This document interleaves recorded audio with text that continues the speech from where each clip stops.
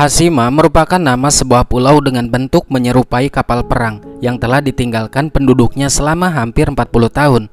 Pulau yang dikenal dengan Pulau Hantu ini luasnya 6,3 hektar dan terletak di lepas pantai Nagasaki sekitar 15 km dari pusat kota. Fitur yang paling menonjol dari Hashima ini adalah bangunan beton serta tembok laut di sekitarnya yang menjadi simbol revolusi industri Jepang yang juga sekaligus menyembunyikan sejarah kelam dan menyeramkan. Ini menjadi pengingat akan kejahatan perang Jepang sebelum dan selama Perang Dunia Kedua. Dan inilah sejarah kelam Perang Dunia Kedua di Pulau Hashima, yang mana para lelaki dipaksa untuk menjadi penambang batu bara dan para wanitanya dipaksa untuk memenuhi keinginan bejat mereka. Kisah ini dimulai dengan memperlihatkan para penambang batu bara di Pulau Hashima. Mereka adalah orang-orang Korea yang diturunkan di kedalaman 800 meter tanpa pengamanan dan peralatan safety yang memadai.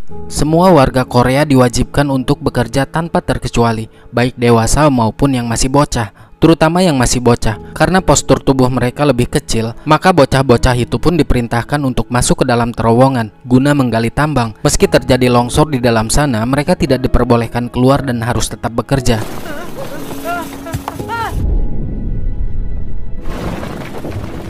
Jadi sekedar informasi saja, pada saat itu orang Korea masih disebut orang Joseon karena Korea belum merdeka, dan dinasti Joseon merupakan dinasti terakhir yang telah berdiri selama 5 abad sebelum akhirnya Jepang melakukan penjajahan. Pada masa itu banyak orang Joseon dijadikan romusa atau kerja paksa oleh militer Jepang. Beberapa tahun kemudian, tepatnya di bulan November 1944, mengingat banyak anak-anak yang menjadi korban, seorang yang dituakan bernama Yon Hak-chul berusaha menyelamatkan anak-anak yang masih hidup untuk segera kabur dari tempat itu. Yon Hak-chul memberikan arahan dan menjelaskan bagaimana mereka akan bisa selamat sampai Korea. Namun naas saat menjalankan rencananya, salah satu dari mereka ketahuan dan kedua pemuda lainnya berhasil keluar dari pulau dan berenang menuju pesisir. Tapi di pertengahan jalan, sayangnya mereka juga ketahuan. Lalu mereka ditarik menggunakan jaring dan kemudian ditenggelamkan.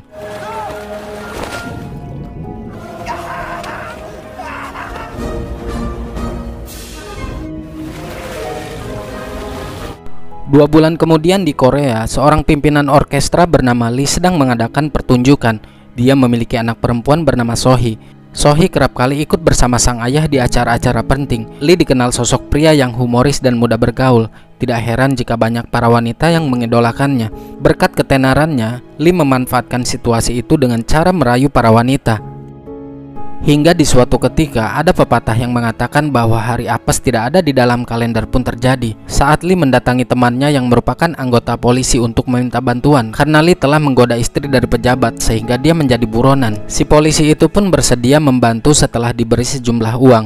Dia diberi surat rekomendasi agar Lee dan anggota orkestra lainnya bisa bekerja di pabrik kenalannya yang ada di Jepang. Mengingat di Korea sudah hampir dikuasai oleh Jepang, tidak ada pilihan lain, akhirnya Lee bersedia pergi bersama anggota dan anak perempuannya. Pada tanggal 12 Februari 1945, dia dan rombongannya menaiki kapal yang menuju pelabuhan Shimonoseki, Jepang. Di dalam sana, banyak dari orang Joseon atau Korea yang ikut serta. Ruangan yang sempit membuat mereka berdesakan satu sama lain, belum lagi dengan adanya hewan ternak yang dijadikan di dalam satu ruangan.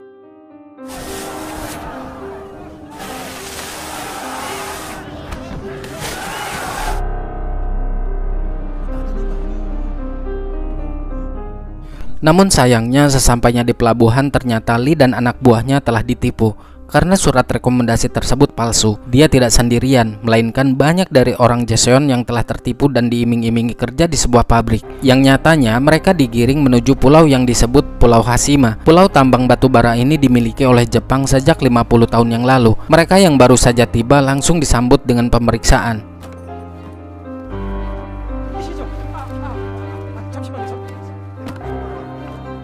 Datanglah seorang pimpinan tambang yang bernama Shimazaki dan memberi arahan mengenai beberapa peraturan yang harus dipatuhi selama menjadi penambang. Para wanita akan tinggal di sebuah tempat yang sudah disediakan dan mereka akan dijadikan wanita penghibur bagi tentara Jepang. Sementara bagi para lelaki, mereka diberikan tempat tinggal seadanya dan diberi makan dengan sangat tidak layak. Dan yang lebih parahnya lagi, upah sebulan mereka bekerja akan dipotong untuk mengganti biaya makan, sewa tempat tinggal, dan lain sebagainya. Jika upah selama 1 bulan nggak cukup, maka upah bulan seterusnya akan kembali dipotong sampai mereka bisa melunasinya.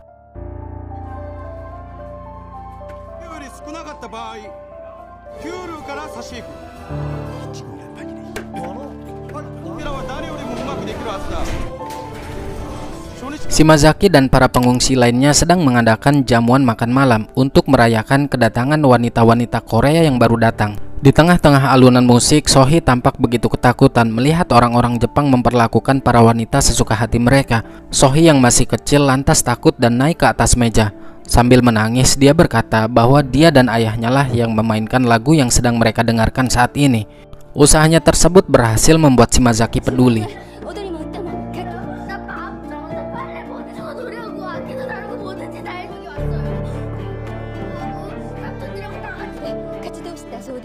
Dan sejak saat itulah Lee dan anak buahnya pun memiliki pekerjaan sambilan, yaitu menghibur para tentara Jepang dengan keahliannya bermain musik. Sedangkan Sohee diberi tugas tambahan menjadi tukang cuci dan beberes di rumah petinggi Jepang.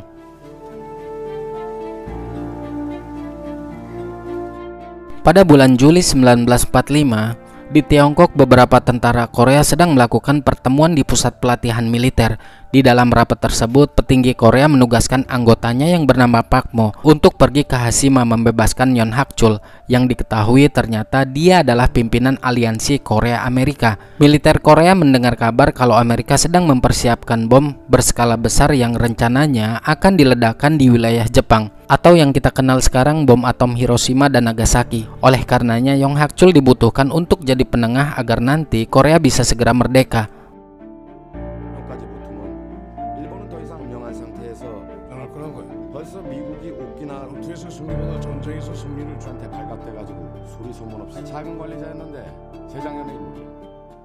Beberapa bulan kemudian, rombongan orkestra Lee dibebas tugaskan dari pekerjaan tambang. Sebagai gantinya, mereka bermain musik di pesta penyambutan kedatangan para petugas pusat yang mengawasi keadaan tambang. Sementara itu di tempat lain, kereta pengangkut batu bara kelebihan beban, sehingga kereta meluncur ke bawah menabrak siapapun yang berada di jalurnya.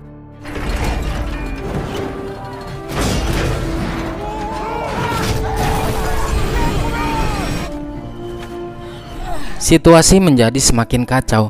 Banyak korban berjatuhan, aliran listrik mati, dan kebocoran gas yang terjadi di mana-mana karena benturan kereta yang meluncur dengan kecepatan tinggi. Akibat hal itu terjadilah konslet arus listrik yang memicu ledakan.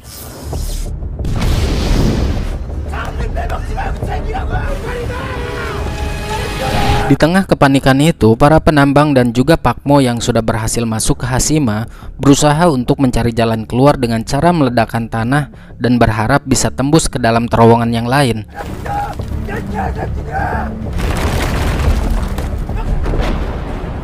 Akibat insiden tersebut, Shimazaki mendapat teguran dari pimpinan pusat. Dia lantas meminta maaf dan akan berusaha semaksimal mungkin untuk menjalankan kembali pertambangan. Sebagai permintaan maaf, Shimazaki pun berniat mengirimkan Sohee kepada pimpinan di pusat.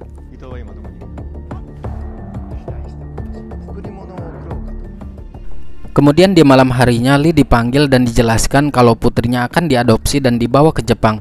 Tentu saja hal itu membuat Lee sangat sedih. Namun dia tidak bisa berbuat banyak dan berusaha merelakan putrinya meski dengan berat hati.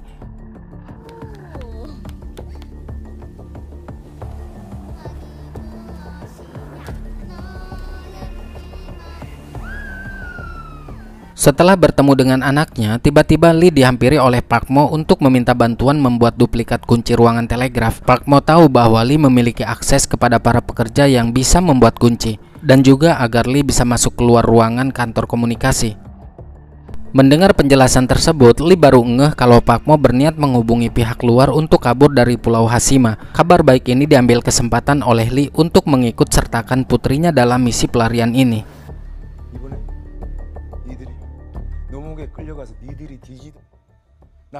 Setelah melalui kesepakatan, dimulailah rencananya. Langkah pertama, mengambil kunci di ruangan telegraf, kemudian mengantarkan sketsanya ke salah satu teman yang bisa membuat kunci.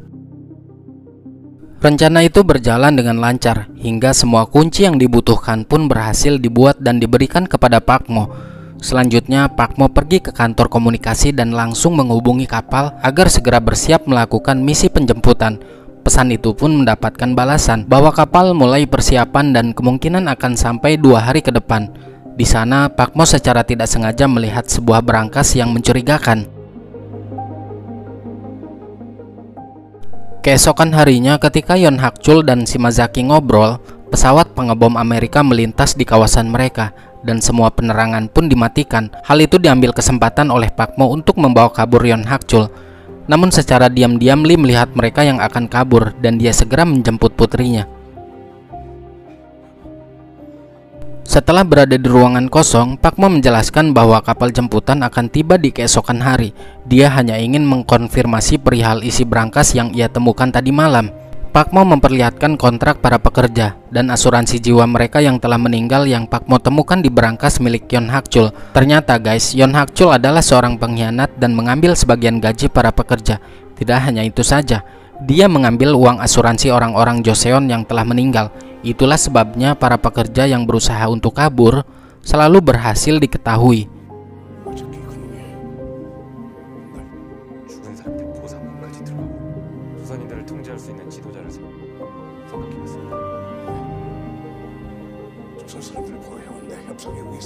Keadaan semakin memanas. Tiba-tiba Lee datang membawa Sohee putrinya, disusul oleh anak buahnya Yon Hak Chul. Di sana mereka kebingungan apa yang sebenarnya terjadi. Saat Pak Mo memberikan bukti pembayaran mereka yang telah dikorupsi, secara mengejutkan,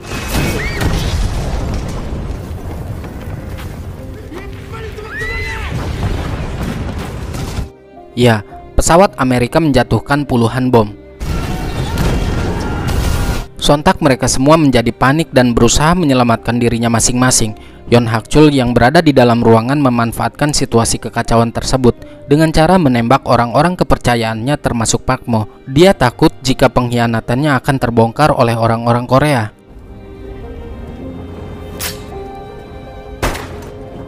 Serangan bom atom Amerika membuat semua bangunan hancur, dan para petinggi yang selamat juga mendapat kabar jika serangan barusan diikuti dengan serangan bom atom di kota Hiroshima yang menewaskan lebih dari 100.000 jiwa.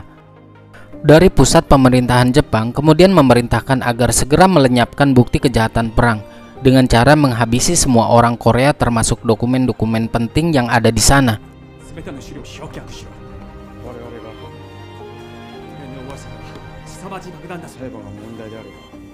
Di waktu yang bersamaan, di tempat lain, Pak Mo berhasil selamat termasuk Lee dan putrinya.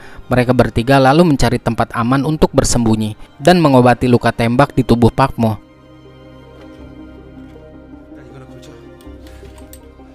Di keesokan harinya, Yon Hak Chul melakukan pertemuan dengan wakil Shimazaki. Dia menjelaskan keadaan Jepang untuk kedepannya sudah bisa diprediksi akan jatuh karena kekalahan dari serangan bom atom di Hiroshima. Dia menawarkan agar Yon Hak Chul melenyapkan semua orang Korea dengan cara dikubur hidup-hidup di area pertambangan.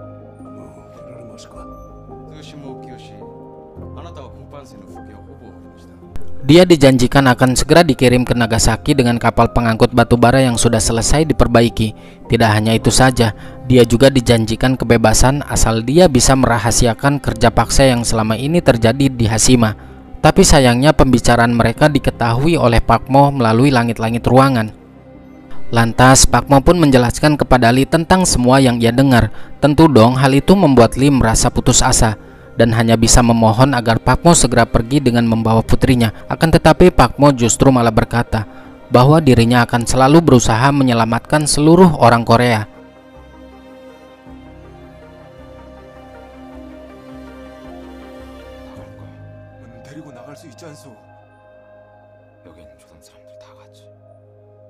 Di malam harinya, Yon Hak Chul mengumpulkan semua orang Korea dan menjelaskan tentang aturan baru dari pergantian pimpinan lama.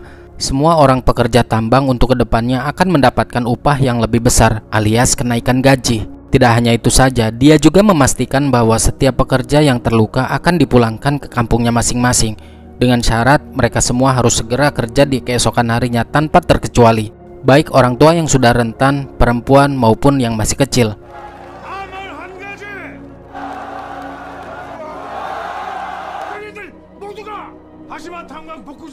Pak Mo yang berada di sana saat itu sontak membantah dan menjelaskan kepada semua orang bahwa selama ini Yoon Hak Chul telah menjadi pengkhianat bangsa. Pak Mo juga berkata bahwa syarat itu akan berakhir dengan kematian karena pria ini berencana mengubur hidup-hidup warga Korea.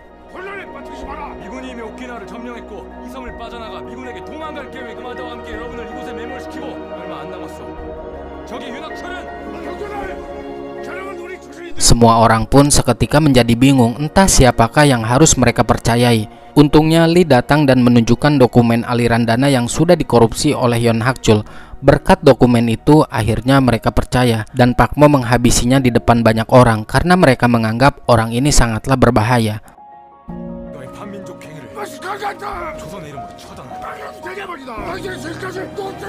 Setelah itu mereka semua membuat rencana untuk melarikan diri. Meski mereka ragu jika rencana ini akan berhasil, lagi-lagi Pak Mo meyakinkan jika kita melakukannya dengan kerjasama, pasti semua masalah ada jalan keluar. Rencana itu dimulai dengan membagi tugas untuk masing-masing kelompok. Para wanita disuruh membuat tali yang nantinya akan mereka gunakan untuk melewati tembok pembatas, sedangkan laki-lakinya diberi tugas mengumpulkan bahan peledak untuk dibuat bom molotov.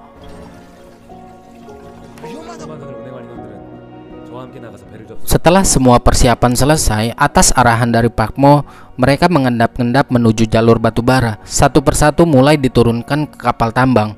Tapi naasnya tanpa diduga ternyata ada dua orang tentara Jepang yang mengetahui mereka. Dengan cepat Pak Mo langsung menembaknya. Tentu saja hal itu mengundang perhatian, sehingga pimpinan tambang memerintahkan untuk mengirim semua pasukannya. Akibatnya terjadilah baku tembak di antara mereka. Warga Korea sebisa mungkin menghadang tentara Jepang, sedangkan yang lain karena panik mereka terjatuh dari jembatan akibat kelebihan beban.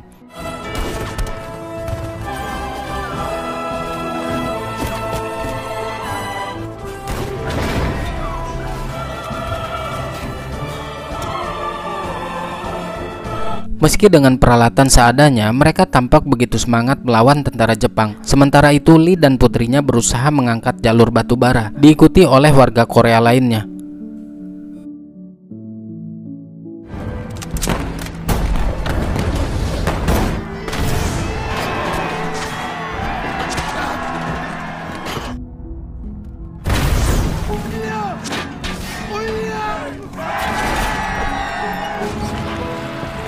Pimpinan Jepang juga tidak pernah berhenti memerintahkan semua anak buahnya untuk menghabisi warga Korea dan jangan ada satupun yang tersisa. Tanpa diduga saat itulah Lee ditembak oleh pimpinan tambang, namun beruntung Pak Mo membantunya. Sohee yang hampir saja dihabisi dengan berani melemparkan molotov ke arahnya sampai pimpinan itu terbakar. Dilanjut oleh Pak Mo dengan menebas lehernya hingga tewas. Tumbangnya para petinggi Jepang membuat prajurit lain menjadi lemah. Lantas Pak Mo mengangkat samurai untuk menghentikan peperangan. Warga Korea yang tersisa dibiarkan pergi dari sana menuju kapal meninggalkan Pulau Hashima.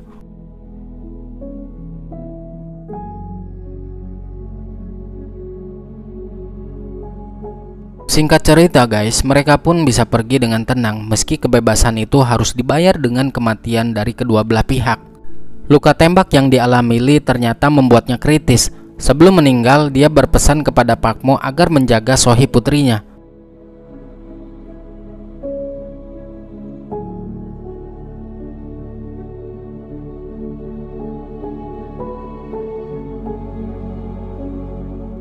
Beberapa saat setelah kematian Lee, terlihat dan terdengar dentuman bom yang dijatuhkan oleh Amerika di kota Nagasaki, tepatnya pada tanggal 9 Agustus tahun 1945. Jepang akhirnya luluh lantah dan menyerah kepada sekutu.